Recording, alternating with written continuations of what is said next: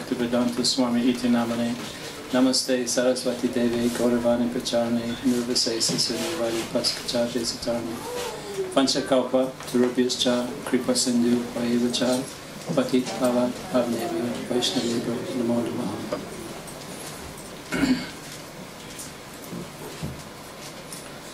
I think to properly understand the whole phenomena of Krishna consciousness,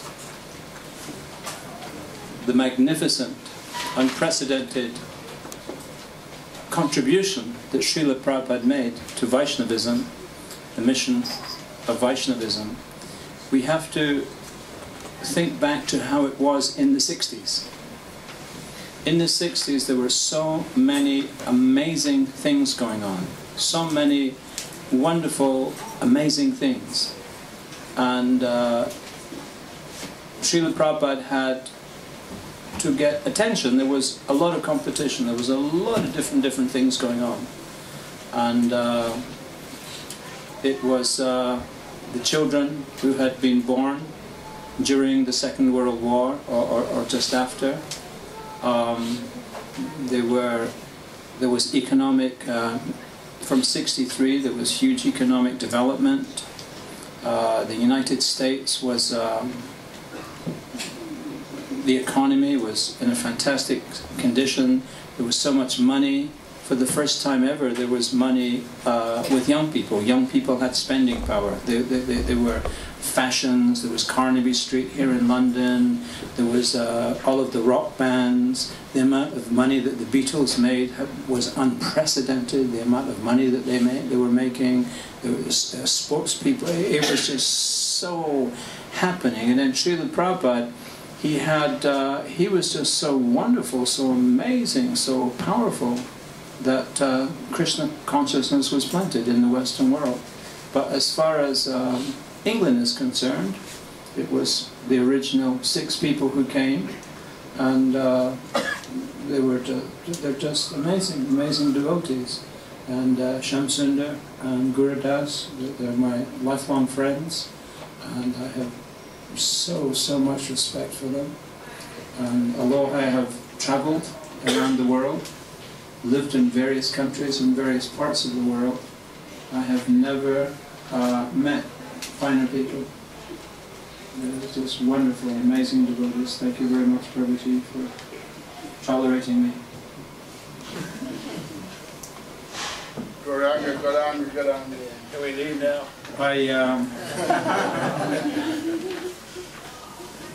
I was just saying to them a few minutes ago, I said, in Scotland they have a saying that if you have an unwelcome guest, you just don't feed them.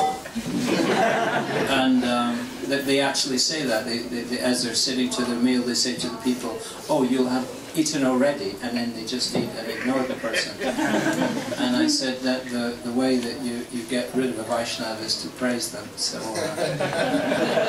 they'll be leaving soon because I just started.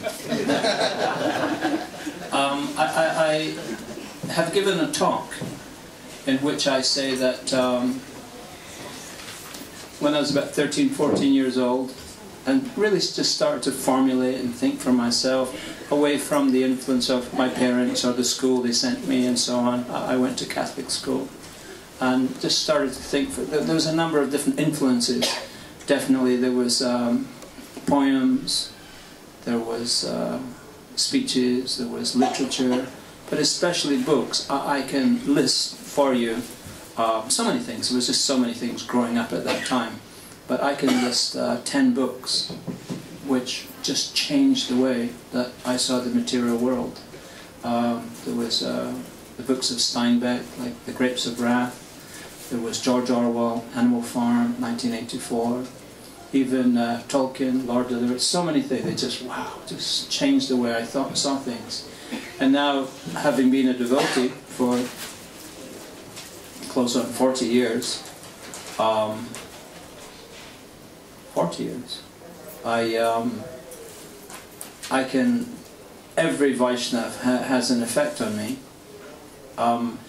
I like to go to the Mayapur festival just to see all the new faces, people I've never seen before. For me to see the face of a Vaishnava, wow, it's just overwhelming. Some of my friends say, oh, I went to Mayapur 2 years ago, didn't know anyone. I say, oh, that's why I go. That's part I like. That's the part I like. I just all the faces, all the. So, well, every Vaishnava does have a profound effect.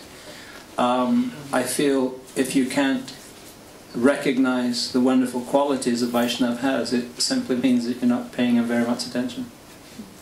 Wonderful, the Vaishnavas are. But of all the Vaishnavas who have had such a profound effect, I can name 10 who were the most influential, who just changed the way I saw the spiritual world. And definitely these two gentlemen here are, you know, they're in my top 10 devotees who. Thank you so much. They were the heroes who came to England. So many hardships. Shamsundar was the only one who had a child of the three couples, little Saraswati. And before they got very placed, they were living in Betterton Street. There was a guy who had a magazine, newspaper, the International Times. It was like a kind of hippie newspaper, a monthly. And it was stored there in Betterton Streets in Covent Garden. So it used to be the fruit market, fruit and veg, before it became this small boutiques and restaurants and so on. It was a big vegetable market, big fruit and vegetable, the whole of Covent Garden. And he had a lock-up. It was a garage with some rooms above. And they had the deities there, and Malati, Shamsundar's wife, and the little baby. She didn't want to live in the same room as the deities. She thought that would, you know, the baby was unclean and would touch things and so on. So during the winter, she lived in a crate, in a packing case. So in the basement, in the garage, she had a case, a packing case, like that was carried a piece of machinery or something, and it was an empty crate, and she made that into made it comfortable and insulated it, and that's where she lived with the baby during the, and it's the sacrifice of these people that brought us Krishna consciousness. That it was, so all the heavy lifting, all the work, all that had been done by the time I came along, and my very first, I was living in Notting Hill, which wasn't quite how it is now, but I lived there, and I would come. I liked the devotees. So one time Srila Prabhupada was coming, and the devotees, they said, please come meet Srila Prabhupada, meet. So I was very eager to see the source of the inspiration for the devotees. So Srila Prabhupada came, and I came early, and on the morning walk, I went on the morning walk with Srila Prabhupada, and there was about 6 or 8 devotees with him, and I was the new boy. I didn't know what was going on, just a boy. I was just a boy, just a teenager. I really was interested, so I was tagging along, and it was with great difficulty I was trying to comprehend what Srila Prabhupada was saying, because first of all I was behind him, and secondly, he was speaking with this thick Bengali accent, which I was unaccustomed to. I was unaccustomed to Indian people, what to speak of Bengalis, what to speak of walking behind, and then devotees. There was some, you know, so I was straining to hear. I knew it was important. I was straining to hear what Srila Prabhupada was saying, and it was Russell Square. We were walking around Russell Square, and as I was straining and listening, I was walking with my ear, not paying attention, and I actually clipped Srila Prabhupada's shoe. And he would wear slip-on type shoes without laces. He would just slip into them, almost like a slipper. And I clipped his shoe with my, and he walked 3 paces, and he walked out of his shoe. So he stopped. And he turned round, and he looked at me, and I felt ever so tiny. And he said to me, he said, you must always walk 3 feet behind the spiritual master. And the devotees had different... Anyhow, I've really took that to heart. That was that first instruction. And for me it was that I should never ever think that I'm in any way equal, or not that we do, but really know your place with regard to the spiritual master.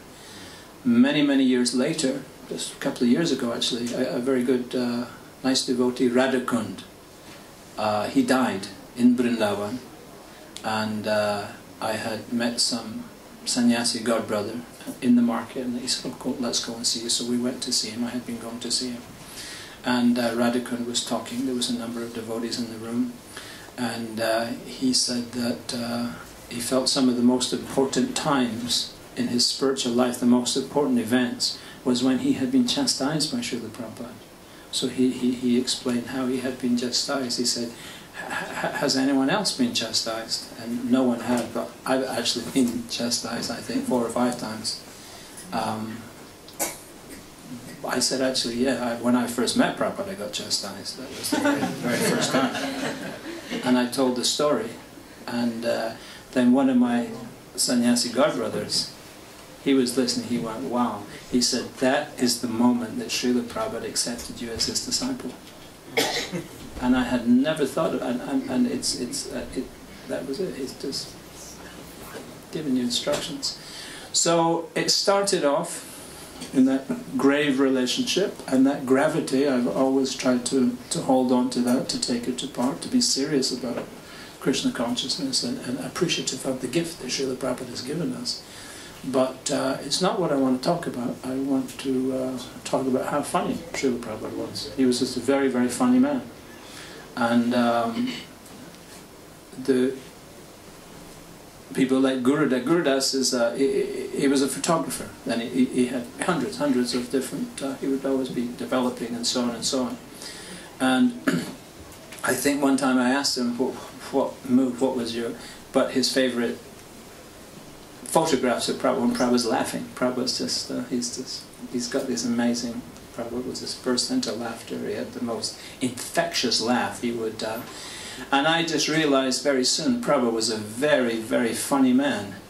And now that I'm much older in my Krishna consciousness, I think it was that he just realized it was such a joke. The degree to which, especially in the 60s, people took themselves seriously.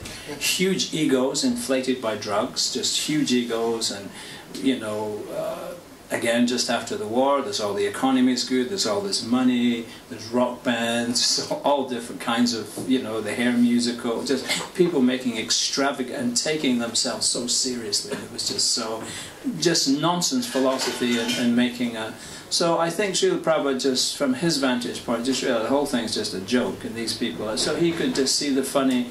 And I just mentioned to Shamsundar just now that had Srila Prabhupada not become the leading exponent of Vaishnavism, such has never ever been recorded. And even whilst in India, because I lived in India for 10 years, whilst in India, leading acharyas would say of Srila Prabhupada, we cannot understand what is the nature of this potency. It's unprecedented. It's not in the books. It's just beyond what was... So although Srila Prabhupada was this great Jagat Guru, he was actually very, very... I said to Shamsundar, I said, had he not become that, he could very easily have been a stand-up comic, because he was just so... The way he... And I think that what a comic is, he just sees people are taking themselves so seriously, and it's not... They just make fun of it. And Prabhupada was like that. He was just so funny. So... the first time I was aware of this was in Bury Place, and I was amazed by Prabhupada. I was sitting in his room, beautiful room with a blue curtain. It was so nice. It was so clean. Prabhupada had this low desk, and he had these cushions, and he had a bolster, which is like a long cylindrical cushion, just at his head, and he would lean on that, and he would lean on his cushions and really command the whole space. It was just, and so I was just amazed. But I was just a young boy and a young devotee, and just amazed. So I was sitting there just chanting and watching Srila Prabhupada. And then one devotee, it was Kulashekar, he came in, and he was exasperated. And he said, Srila Prabhupada, he said, every time that I feel I'm making advancement, he said, I have a fall down. He said, and this has happened so many times. He said, I just don't know if I can muster the strength to pick myself up and continue. And Prabhupada was chanting, he was listening to him. And then Srila Prabhupada, he just put his head back on the bolster, and his whole body was convulsing with laughter. And I was just... It was a serious question. It was a serious statement by a serious student. And he was the spiritual master who and Prabhupada just started to laugh. And I was just so surprised. And Prabhupada's body, it was convulsing. He was having a belly laugh. He was really just... And this went on for, I don't know, 10, 15, 20 seconds. And I was amazed. And then he put his head down, and he had this very beautiful smile. And he smiled at his disciple. And he said, just like an infant, when it learns to walk, he said he falls down so many times. He said, but he picks himself up and continues and eventually learns to walk. He said at some point he can run and jump. Prabhupada said, do so many wonderful athletic things. He said, but do not think you are a big advanced devotee when in fact you are an infant in spiritual life. He said, you just pick yourself up and continue. He said, and one day, he said, you will see Krishna face to face. He said, this is guaranteed.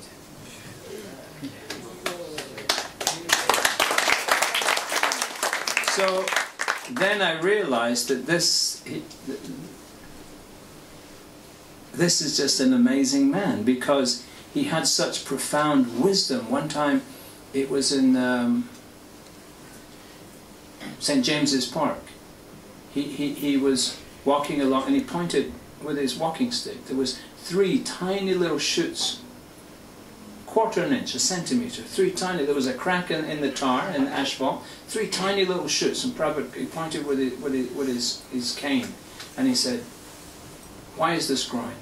So the devotees, we were thinking that I would just listen to Prabhupada. I wasn't given. I was just listening. So if you look up in the folio, Smara doesn't say. I was just listening to Prabhupada. What is it? You know.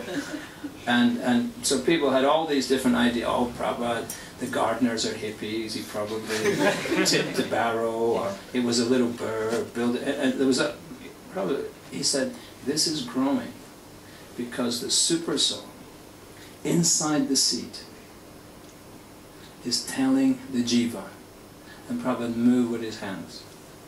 He said, now it is time to grow. And the little thing just starts growing. And so this whole explanation of, and ever since then, every time there's National Geographic, I buy it in it, and it's some new theory about the migration of the birds and the geomagnetic and all this nonsense, you know. And it's super soul just directing the wanderings of all the jivas. And they've got some new thing and some big science, you know, and I just laughed too. Well, you know, it was just so simple. So Prabhupada was just so amazing, so for me, he was that young boy. He was the most intelligent person on the whole planet, way beyond what I was just in awe of the knowledge and the insight that the Srila Prabhupada had. So he was this, but he was this funny man. It was like, wow, it was. So with this, when I was in the ashram for a year, and then I really wanted to go to India. I had this, ever since I was a little child, I used to, actually as a child, before we had TV, I used to dream that I was riding on this elephant. And I was drawn to India. I just really wanted to go to India. So, long story, cut it short. Shamsundar, he took, there was another devotee, Gunarnavar, my friend, another brahmachari, and he took us in. He says, Prabhupada, these boys, you know, they want to go to India. And Prabhupada said, oh, he said, that is very good. He said, we are going to construct temples in India. He said to Gunarnavar, he said, Shamsundar said, Prabhupada, this is Gunarnavar. He said, do you have building construction experience? And Gunarnavar said, Prabhupada, I used to be, you know, a heating installation person, heating engineer on building sites. He said, I do super welding and gas welding and time, you know, the whole. And Prabhupada said, oh, he said, this is wonderful. He said, this is wonderful. He said, you should go to India and supervise our constructions there, help with this, you know, this is wonderful. And he said, and they said, well, Smara, they said, Prabhupada, this is Smara Hari. Well, I was just crestfallen. That, I thought, oh my God, that's it, I can't go. I was, you know, I was, wow, I was just sad. And Prabhupada said, oh, he said, you also have building construction experience? And I said, Srila Prabhupada, I said, I've never had a job. I said, I don't have any work experience. And Prabhupada, he laughed. He said, that is all right. He said, Lord Krishna, he will employ you. So I thought, wow, this is, went to India. Gurudas was there, you know, there's so many different, one time in Vrindavan, in the early days, with the construction, we had no idea what we were doing. I had no idea what I was doing. And that was shared by some others. I didn't say that right. Others felt that they didn't know what they were doing. And one time this was summed up nicely by Brahmananda. He was in Mayapur and we were reminiscing, and he said at the very first Mayapur festival, this was right before Gaur Purnima, he said, called him and said, Brahmananda, he said, we should have a Pandal program in Mumbai, Bombay. He said, you should leave now, there's a Selda train, Prabhupada knew the time of the trains, 2:15, there's a train from Krishnagar, the electric line to Selda. He said, take the train. He said, go to Bombay. He said, speak to some of the members and we should have a Pandal program. So Brahman said, yes, Prabhupada, yes, Prabhupada. He said he was on the train, gone to Calcutta, and he was thinking, I wonder what is a Pandal program. So he went to Bombay and went to some of the members, you know, and he said, Prabhupada wants to have a, oh, he said, go to the Pandal Wala, go to the Pandal Mystery, just sort it out, just, oh yeah, so he went, and then it's simple, the guy builds these tent cities, as big as you want, Kumbh Mela, coming up in January, 18 million people, hope, just to build up a temporary, it's amazing what they just do, because the weather's nice and so on, there's no rain, they're expert. So this guy, this was his line of work, this is what his family did for generations. So he said, what do you want? And Brahmananda explained what this is, you know, setting the whole, what size? He said, okay. Brahmananda said, how much? Okay. He got the whole thing done. So Prabhupada came, 10 days later he came, and he was walking around looking at it, checking. So he said to Brahmananda, he said, how much does this cost? How much did you pay? Brahmananda says, well, Prabhupada. He said, the guy wanted 30,000 rupees. He said, but I got him down to 20,000. And he said, I gave him 2,000 rupees deposit. he said, ask the Pandau Wala to come and see me. So the Pandau man came, and the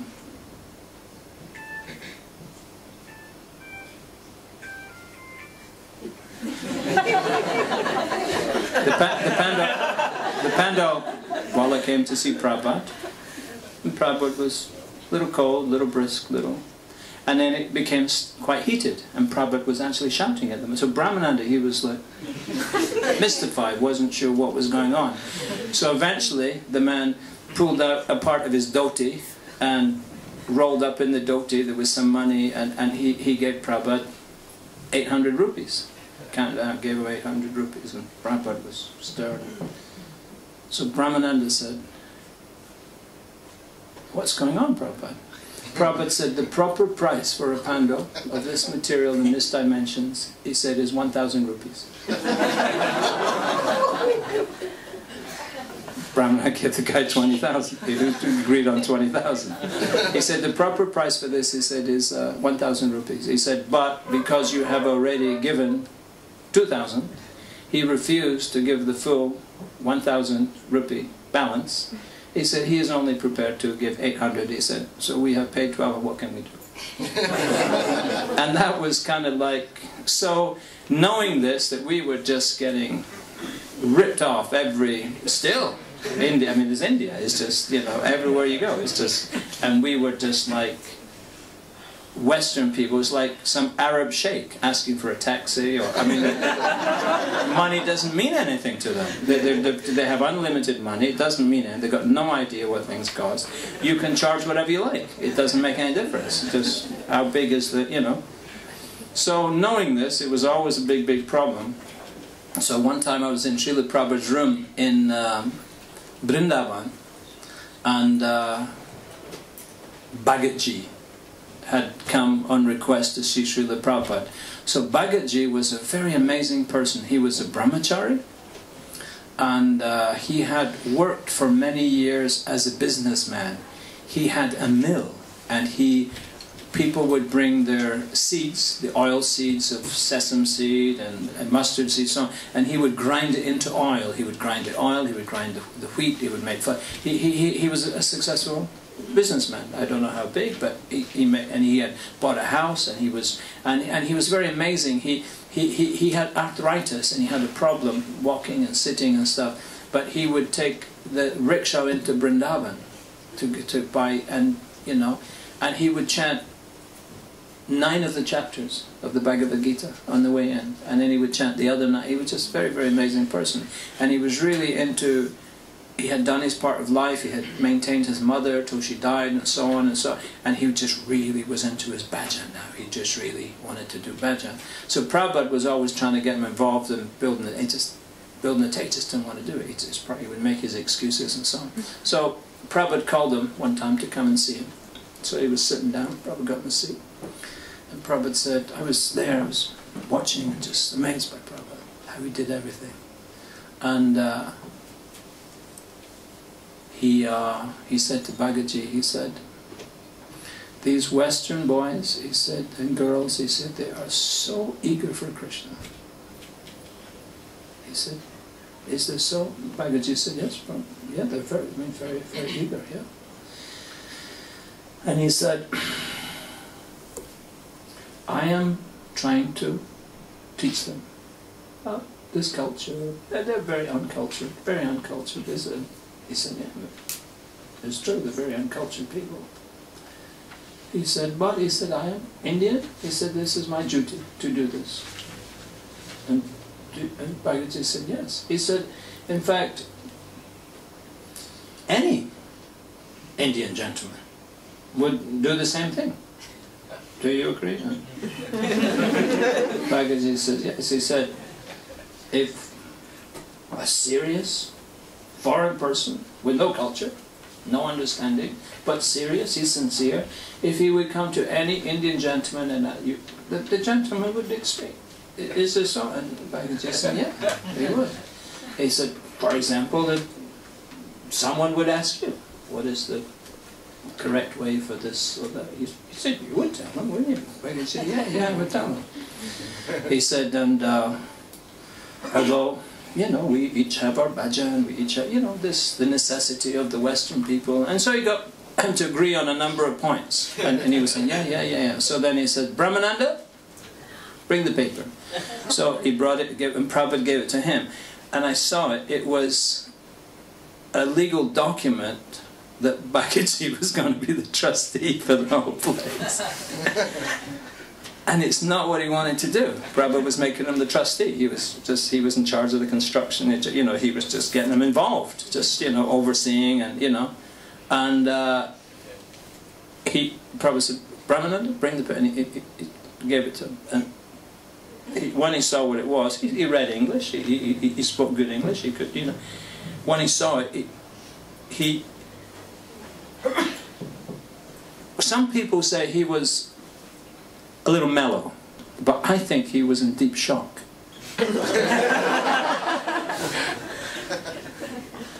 And he looked at it, and he looked at Prabhupada, and Prabhupada just went through all the points that he had raised. He said, those Western people are very eager. He said, I'm helping them. He said, any Indian gentleman would do the same thing. And he went through all the points that he had made, that Bhagaji had agreed to. And then Bhagaji just realized that he had been totally outmaneuvered.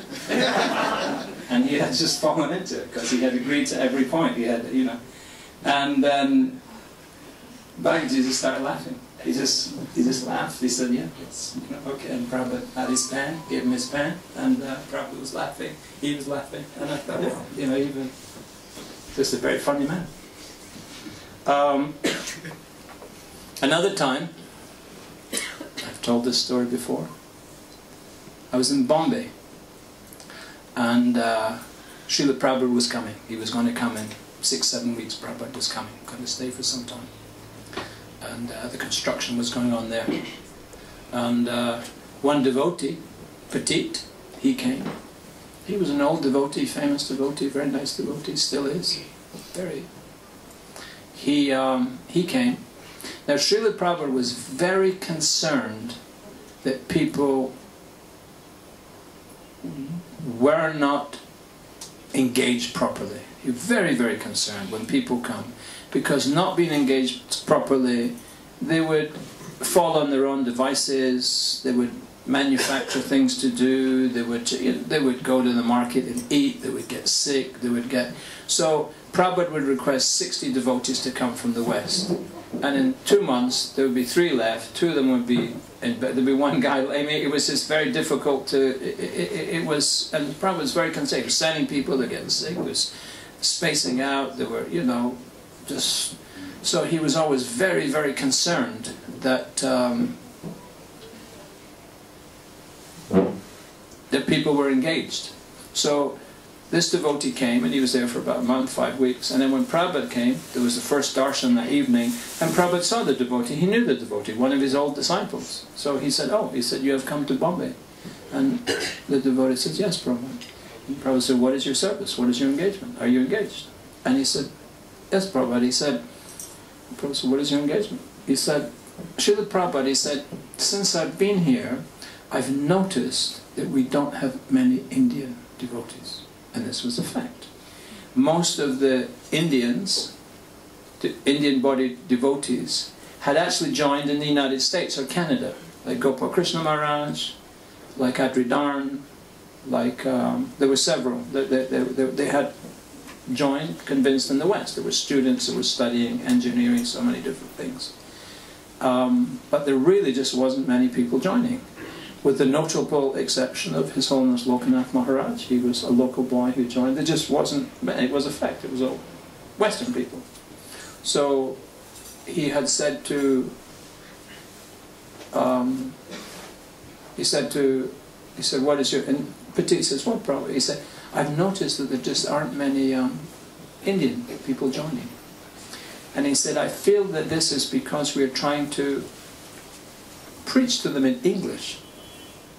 He said, "I feel this isn't reaching their heart." He said, "So?" He said, "What I've done is I'm undertaking a serious study of Hindi. He said, I'm going to become very expert at speaking Hindi. And by preaching in Hindi," he said, "I think we can make more devotees.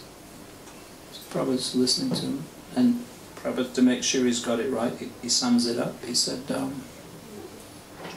so you are thinking that if you preach to them in Hindi, we can make many devotees. But he said, yes, Prabhupada. He said, I'm sure this is the formula. Prabhupada said, he said, I've been preaching to them in Hindi for 40 years. He said, no one listens to me. I've been preaching for 40 years in Hindi. No one listens. And everyone was laughing. Everyone. So Prabhupada, he was just very, very... when Srila Prabhupada, he was dying. He knew he was.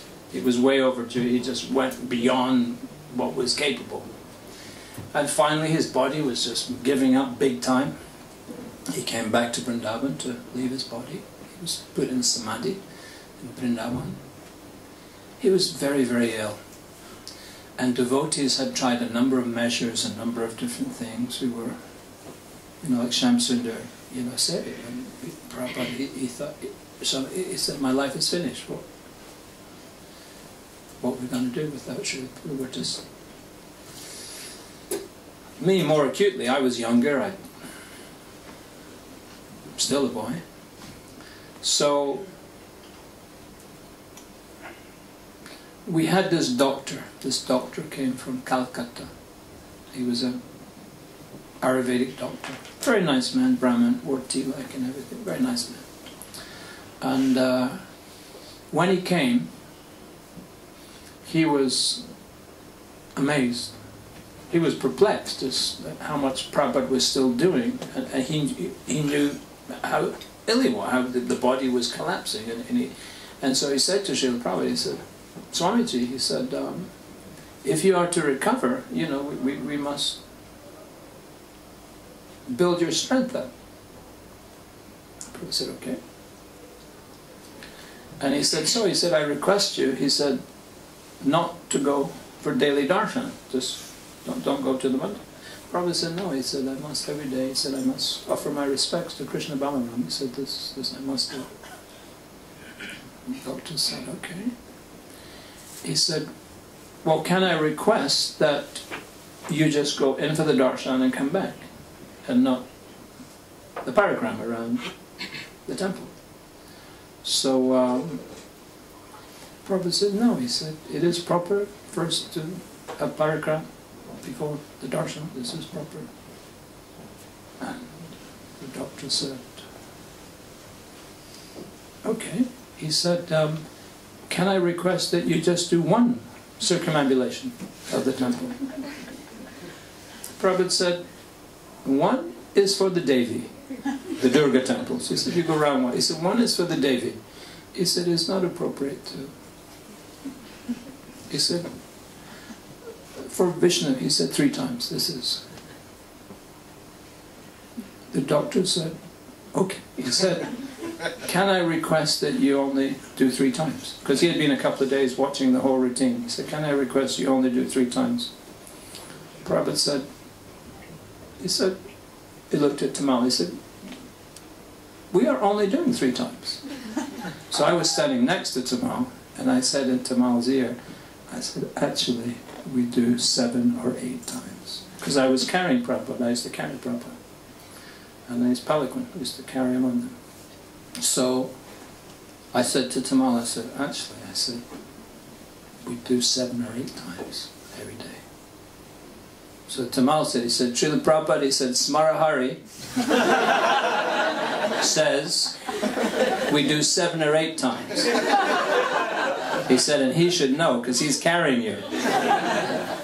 And Prabhupada, the doctor is concerned about his health. He's how am I going to say, it's the whole thing. It was just, and he's trying to figure out some routine to build up his strength, and so he said,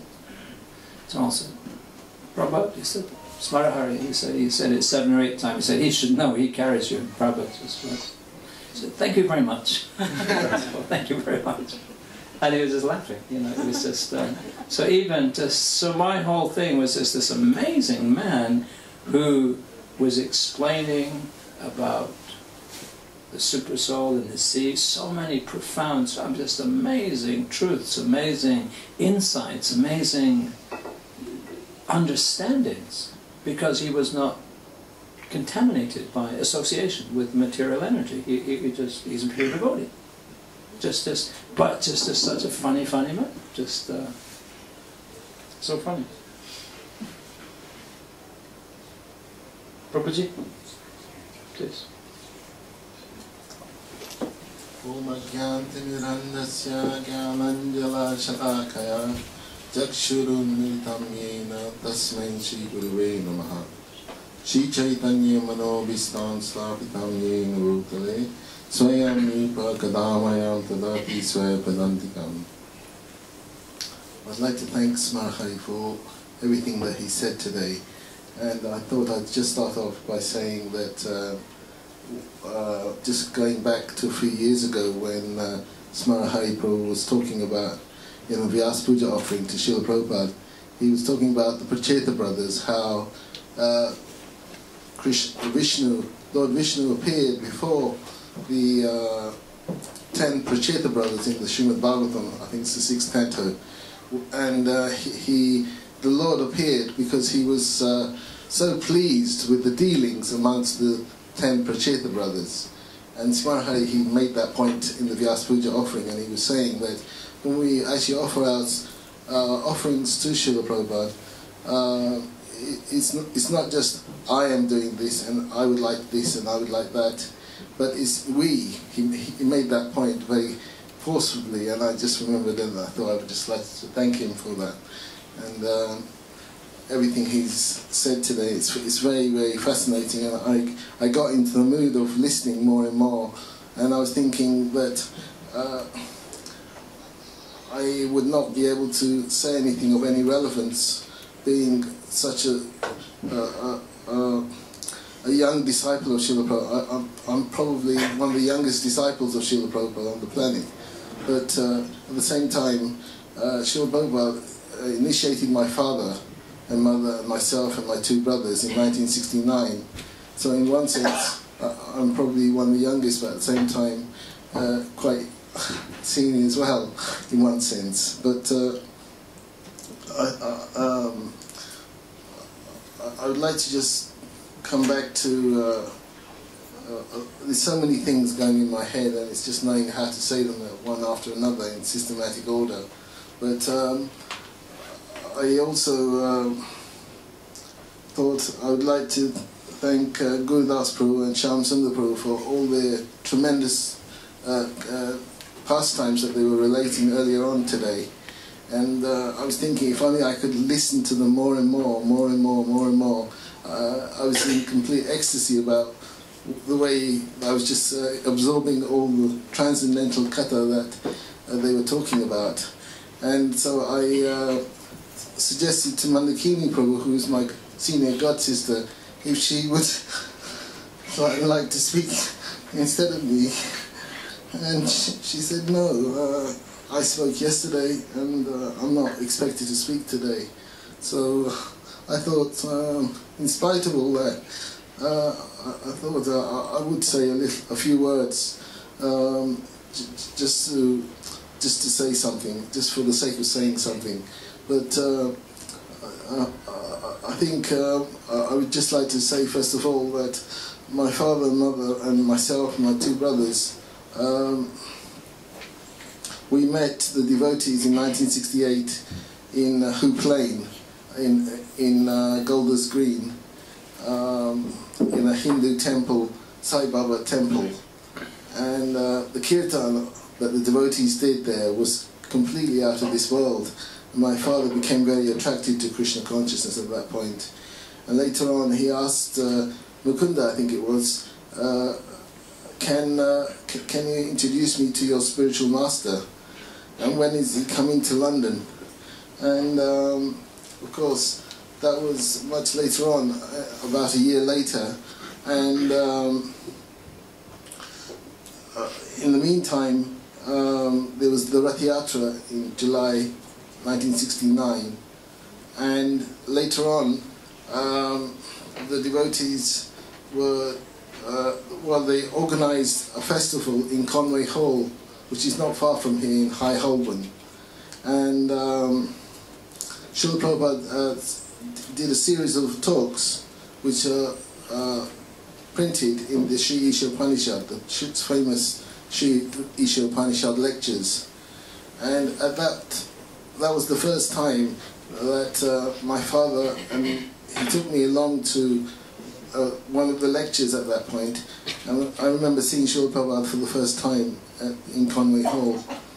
But I was about 9 or 10 at that time, and Smara Hari Prabhu was talking about being a boy. I mean, I was just a baby, and I was completely, I suppose, confused as much as anything else. And Srila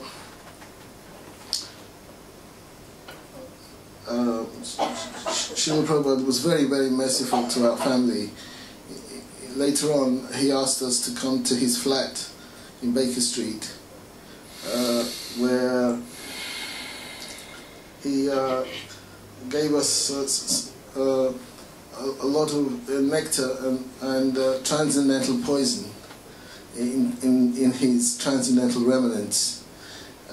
He gave us, in fact, in particular, he was sitting at his dais, and his deities, Shri Shri Radha Govinda, were on to the left of him,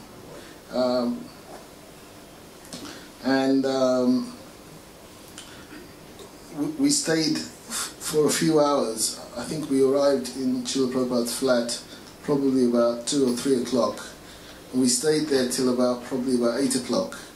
And in the meantime, there was Purushottam Prabhu was there as Srila Prabhupada's servant, and there was a transcendental aroma that seems to remind me of the place. And what in particular I recall is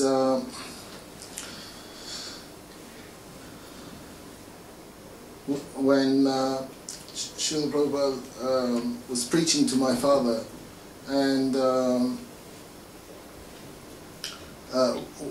there was the 4 o'clock offering, and Srila Prabhupada asked Purushottam to offer the fruits to the deities, and Srila Prabhupada then had them laid out in front of him, and he started eating from the plate, and at one point my father was talking to Srila Prabhupada, and Srila Prabhupada gave him some of his remnants. And later on, he gave remnants to my mother and my 2 brothers. And I was wondering when it would be my turn to get my remnants. But I could see that even on the first occasion, I had somehow offended Srila Prabhupada by having my back to the deities. And so Srila Prabhupada asked my father to ask this boy to move out of the way and sit further around the table. And I did move out the way a little bit, but I don't think it was enough. And so I was just still wondering when Srila Prabhupada was going to give me my little bit of fruit. And the other thing that was going on in my head was I was interested at that time in watching television, and in the corner of the room was a television with a cloth over it, and I was just thinking, if only I could see the saint, and I'd be over the moon on television, because there was a program at that time called The Saint, with Roger Moore and so on. And so Srila Prabhupada did actually give me a piece of his orange, and I was over the moon, but that was the first time I got Srila Prabhupada's remnants and his mercy. But later on, there's so many other pastimes where Srila Prabhupada came to a house and installed deities in London, Sri Radha Govinda deities, and he wrote about 50 letters to my father. And on the last occasion in 1976, when Srila Prabhupada was not feeling too well, he asked the devotees if, when he arrived at the manor, if Karanodaksayi was here, and the devotees just didn't know who he was, or they didn't really know if he was around. So Srila Prabhupada just waited, and at one point Srila Prabhupada was looking outside the window from his room, and he noticed my father sitting down on the lawn waiting to see Srila Prabhupada. And so immediately he asked his servant to come up and see, asked his servant to have my father come up and see him. And I can't remember the devotee's name. It may have been Harikesh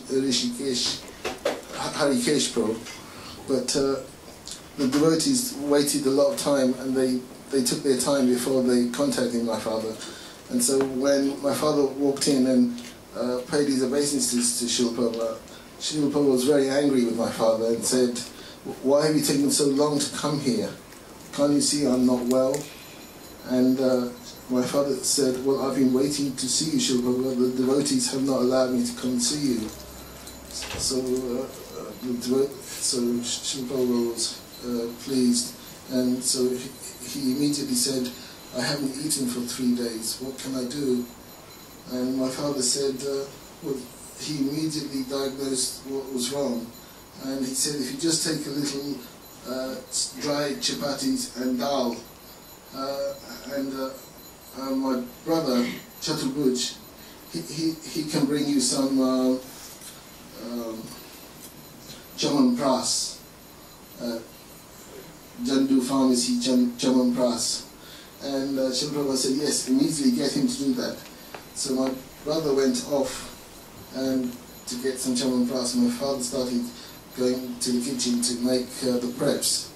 And then my father asked Srila Prabhupada, "Please, if you get better, will you please come to our house?" And Srila Prabhupada, "We will see. If I get better, then I will come."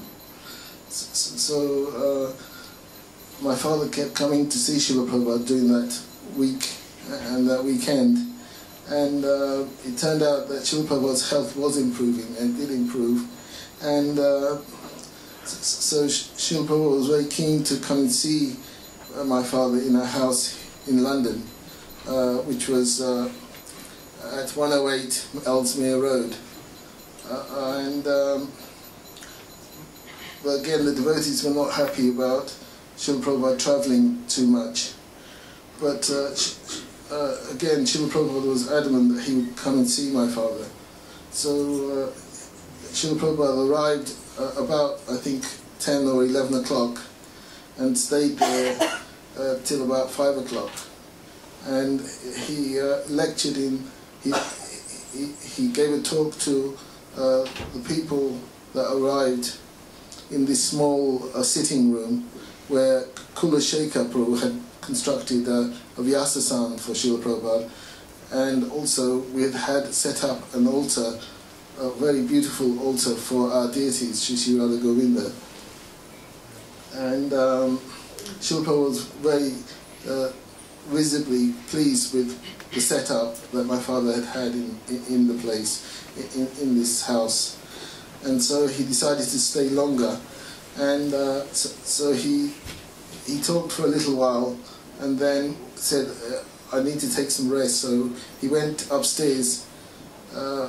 Before anyone knew, he was sitting on my father's bed and just taking a little nap. And then he said that I want to take a bath and massage now. And so my father frantically started getting all the preparations ready for Srila Prabhupada's bath and massage. And then Srila Prabhupada took some prasadam, and then he took a little rest, and then he asked for the whole family to come in and see him. So my brother, my two brothers and myself, and my mother and my father all walked into Srila Prabhupada's room there, and he then gave the final instruction to my father, which was that I want you to establish Daiva Varnasham Dharma by practical example.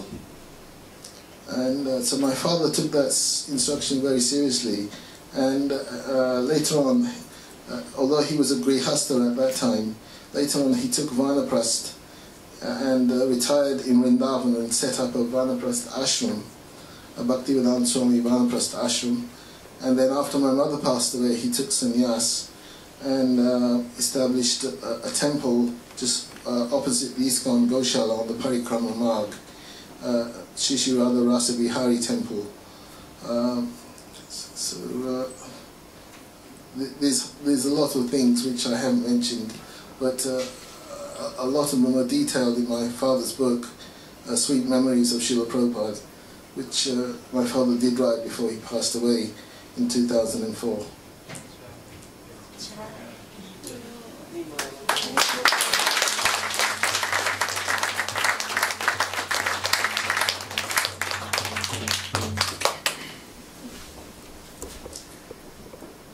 Can I ask anyone any comments, questions?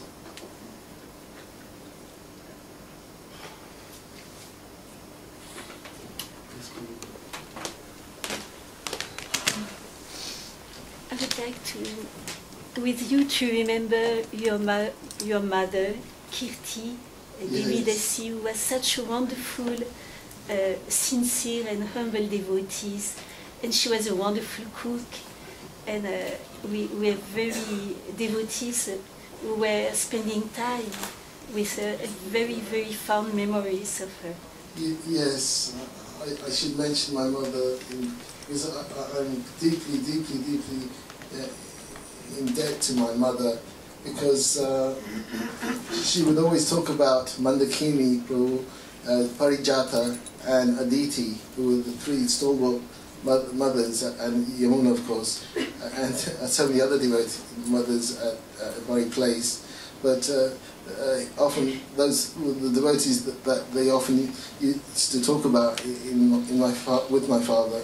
And just before my mother passed away, she gave me 3 instructions, and she said, I want you to write books, I want you to preach, and I want you to make disciples. All of which I said, yes, I will, in good time. And so later on, my father mentioned that my mother hadn't eaten for about a month while she was in Vrindavan with him.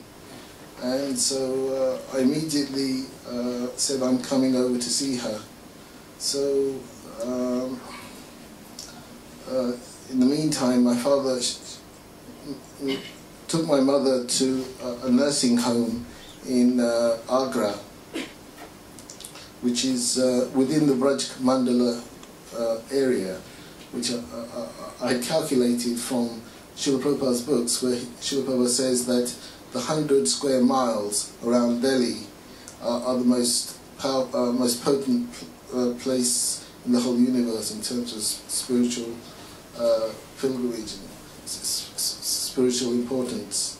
And so when my father moved my mother to this nursing home in Agra, this was 1995,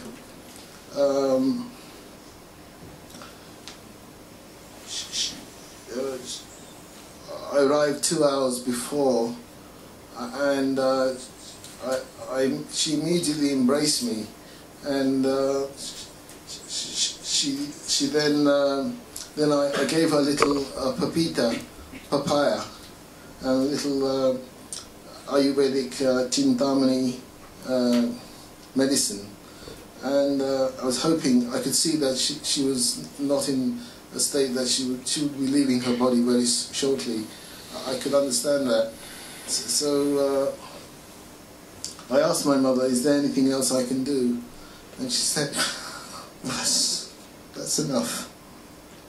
And then shortly after that she passed away. But fortunately, I was fortunate enough to be able to be chanting around her when she was there, and I got everyone around who were around the bedside at the time to start chanting, and as everyone was chanting, she was just passing away.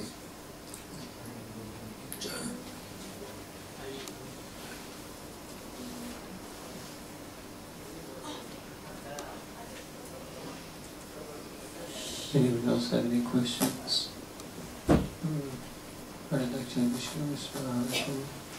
Let me tell one story which I think was very instructive. We were in Calcutta, 1975, in the Calcutta Temple in Albert Road. It was in the evening, and a gentleman, Gujarati gentleman, old man, he came to see Srila Prabhupada. He had with him his Goshala man, the man who looked after the cows. And he told Prabhupada he had brought some milk for the deities. There was two churns of milk. Prabhupada thanked him. They were talking. And Prabhupada told the devotees,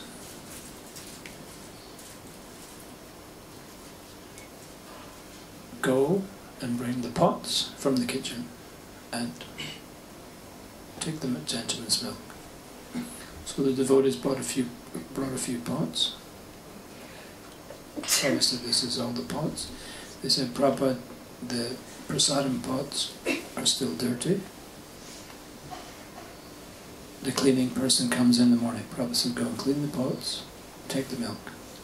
So, again, more milk was poured, and he was talking to the gentleman, but there was still more in the churn. And in the second churn there was still some milk.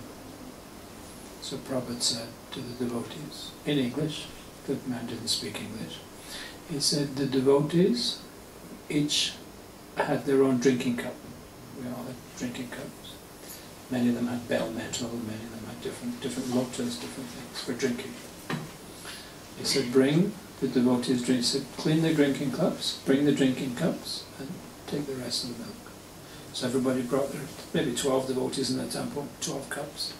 So we all lined up, and it was all filled with milk also. Still there was some milk in the churn. Still some milk in the churn. Prabhupada said, go to the toilets. There's 2 toilets, and there was a big brass lota for bathing, for after the toilet, washing oneself, instead of toilet paper. He said, go to the toilets. He said, get those lotas. He said, give them a good clean. He said, and take the rest. He said, clean them with tamarind. Clean them and get the rest of the milk. So he said, okay. And then he cleaned the toilet, cleaned the thing, brought the thing, and that just filled up. Both of them filled up. That was the rest of the milk. So Prabhupada thanked the gentleman. The gentleman made his excuses, had to go. And then he went. Prabhupada said, immediately, he said, boil the milk. He said, make sweet rice. He said, we'll offer it to the deities in the morning. He said, it should be boiled immediately. It's late, the milk will spoil. He said, boil the milk. And he said, take all the milk.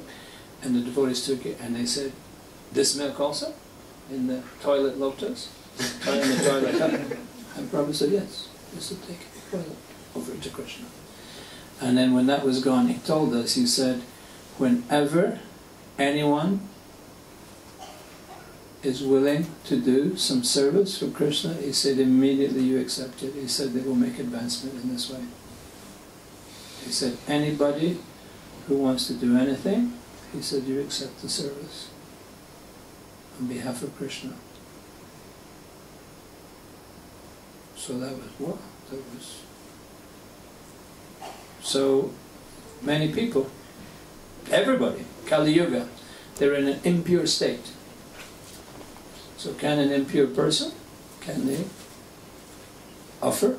What is their livelihood? Where do they get their money? What are they doing? What are they? Prabhupada said, yes, accept it for Krishna. Is there any questions about anything that I said tonight?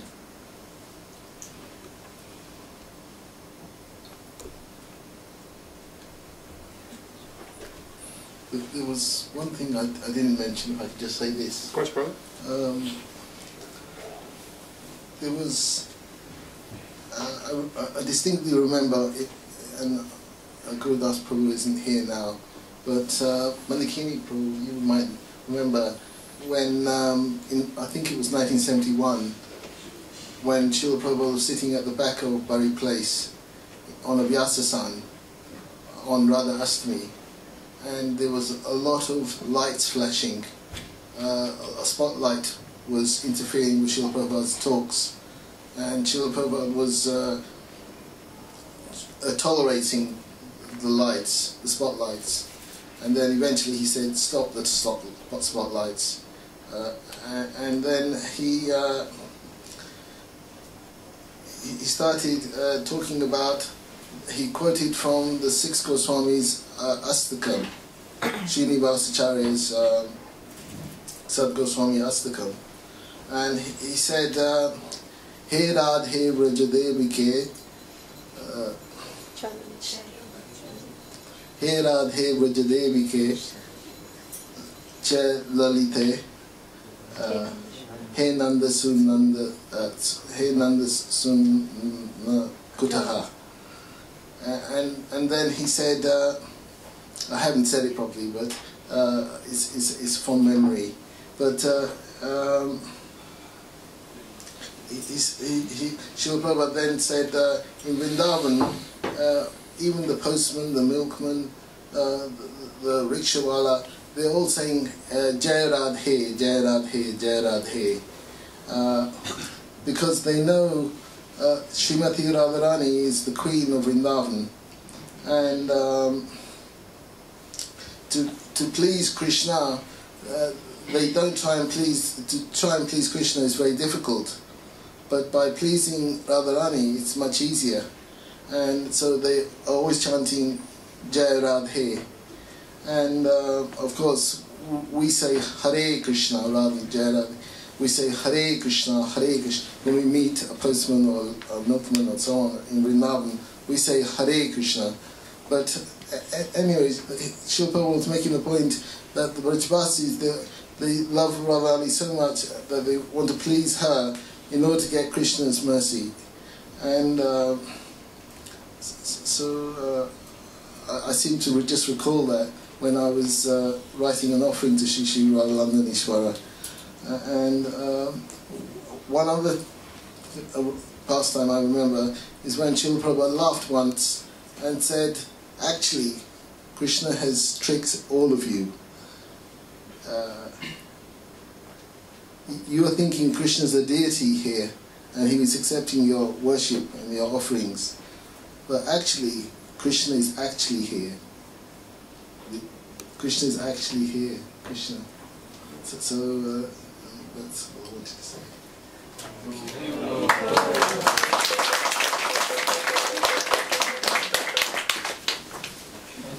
I have a question. Smara, Londonishvaras, Mandakini, Karanodaksayi, Visnu. We're hearing a lot throughout the week about things that have happened so far in the past 40 years. Just wondering if you could give a little message of how we can go for another 40 years in London into the future. Little message of how we can move forward, what will help us to be successful in pleasing your spiritual master for the next 40 years.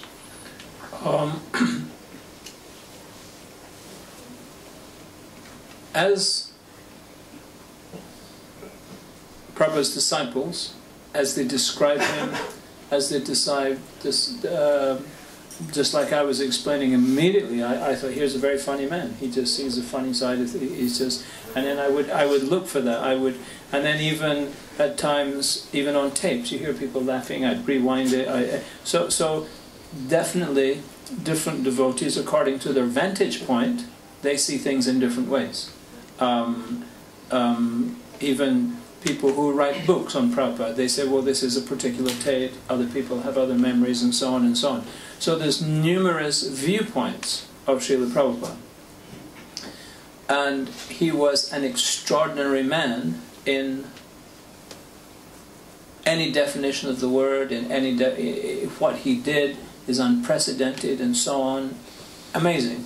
But for me, the genius of Srila Prabhupada, if it's possible to pick one aspect over so many different things, but for me the genius of Srila Prabhupada is in that he very precisely set up the International Society for Krishna Consciousness. So what we have is a situation where we can associate with each other, where we can encourage each other, where we can help each other, where we can assist, where we can jointly, through the medium of the temples, through the wonderful devotees like Jainitai Prabhu, who's taking the helm, who's taking in the driver's seat. But this Sangha, for me, this is the most amazing thing, and this will go on forever.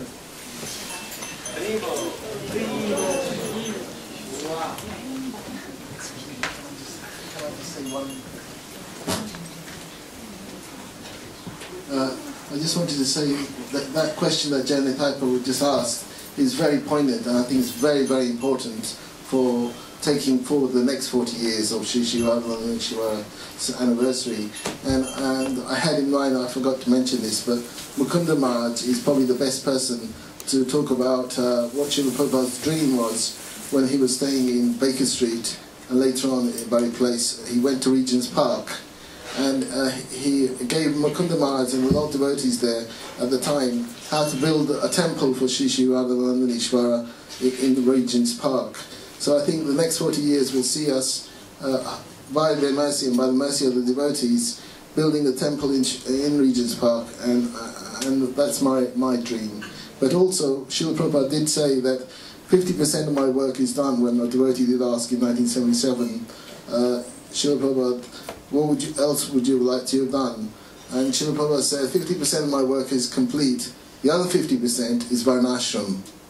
And so, Deva Varnashram Dharma is Srila Prabhupada's 50% that we all need to do, in addition to what we're doing.